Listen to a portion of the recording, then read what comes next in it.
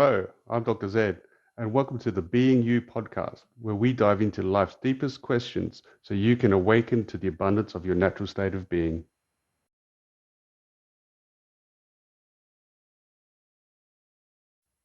In this episode, we're going to discuss when the stress isn't worth it and how to realign with what you want in your life and job and prevent burnout. The number one reason people leave their job. Everyone does something for a payoff. In our job, money is the obvious payoff, but there are other ways we get paid or remunerated for doing what we do. Being valued and respected, being made to feel equal and welcome are also ways we get paid from our place of employment. In our relationships too, we expect to get paid with honesty, friendship and loyalty. But what happens when the payoff doesn't meet your expectations? What happens when the only reason you're in the job is because of the money? What happens when the stress of your job or relationship isn't worth it anymore? There is a vast bank of research on why people leave their jobs and seek out new employment. Surprisingly, money comes about fourth or fifth on the list. Remuneration for our work is important, but it isn't the most important reason why we stay. Other more important reasons include feeling entrusted, inclusion in decision making, and realistic promotional opportunities. But the number one reason is, in fact, appreciation. We like to feel appreciated for the work we do and the person we are. The sense of belonging is a natural human need. When we are valued and made to feel as though we are of worth and importance to our employer and family, we feel empowered. When we don't feel valued or worthwhile, we feel disempowered and isolated, which is the recipe for stress and burnout. The signs of burnout. As a doctor in Australia and the UK, I have seen the impact of burnout in fellow doctors, nurses and other health workers. The signs are easy to spot.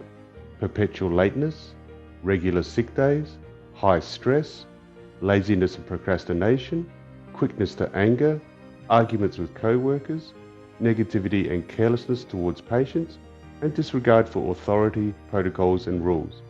It's as if institutional bureaucracy and chain of command has destroyed their essential humanness. They feel powerless to make a difference. They feel their job is futile. They cannot see a positive future for themselves or their family. It's as if a sickness of the mind has taken root. Unfortunately, burnout can happen when the stress gets overwhelming and they just can't face turning up for work anymore. It can happen after 5, 10, 15 or even 20 years, depending on how long they can hold out for. But however long it takes, the end result is always inevitable if the underlying cause of the stress isn't addressed. The health system, though, isn't the only institution prone to burnout. It happens in all workplaces: retail, hospitality, manufacturing, finance, defense, education, construction, mining, law, government. No industry is immune to burnout of its staff. It's a big problem. In fact, according to the World Health Organization, stress has become a worldwide epidemic. So what should you do if you're feeling the signs of burnout in your job? What should you do if you're an employer and you think your staff is suffering the signs of burnout? If it's severely affecting your state of mind and well-being, for example, you can't face turning up for work anymore, you should first seek help with your GP, even if you're a doctor yourself. If you are an employer, it's your duty to ensure your staff receives professional medical advice. If, however, you feel empowered to work through your issues and heal yourself, there is a simple 3-minute exercise you can do to improve your situation enough for you to either meet the demands of your work or seek another employer. The point to remember in this exercise is that the job isn't going to change. If you're holding out for the job to change, then you're already defeated. The job is the job. That's what it is. Only you can change. Either you change your attitude to the job or you change jobs. The retained model. This 3-minute exercise is a simple but powerful realignment exercise that I call the retained model. Take a piece of blank paper and draw 2 lines dividing the page into 3 columns. Head the first column criteria, the second column yes, and the third column no. Divide the first column into 3 rows: vital, important, bonus. Divide these 3 rows by 3, so into 3 by 3 by 2 rows, which is a total of 8 rows. List in order of importance from top to bottom this list of satisfaction criteria: remuneration, education, trust, appreciated, involved, new opportunities, for example promotion, empowered, and driven or motivated. You will now have 3 vital, 3 important, and 2 bonus criteria. For instance, you might list remuneration, for example income, promotional opportunities, and being appreciated as vital criteria for you. Then you might have driven, educated, and trust as important criteria. Lastly, you might have personal empowerment, for example flexible work hours, and having involvement in decision making as a bonus criteria. You have now created a value list for your job satisfaction. Now consider whether these criteria are being met in your current job. Put a tick or a cross in the yes or no columns next to each criteria. Now assign a numerical value of 4 to the vital criteria, 2 to the important criteria, and 1 to the bonus criteria. Add up how many ticks you have in the yes column that correlates to your vital criteria and give yourself a score out of 12. For instance, if you have 2 ticks in this field, then you score 8 out of 12.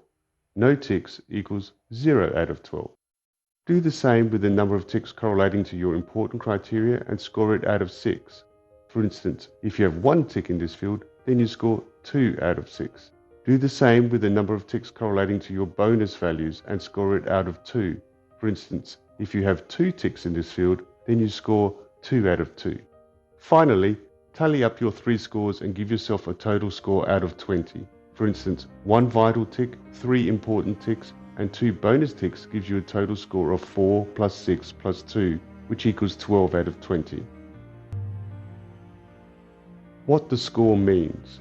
The score you achieve the first time you do this realignment exercise represents your standardized score, the score that you compare to when you do this exercise again at another time in the future. There is no right or wrong with this exercise. It's simply a gauge as to where you see yourself in this moment. If you scored 14 out of 20 or more, that's fantastic. It probably means you're on the right path. All you need to work on is satisfying your bonus criteria.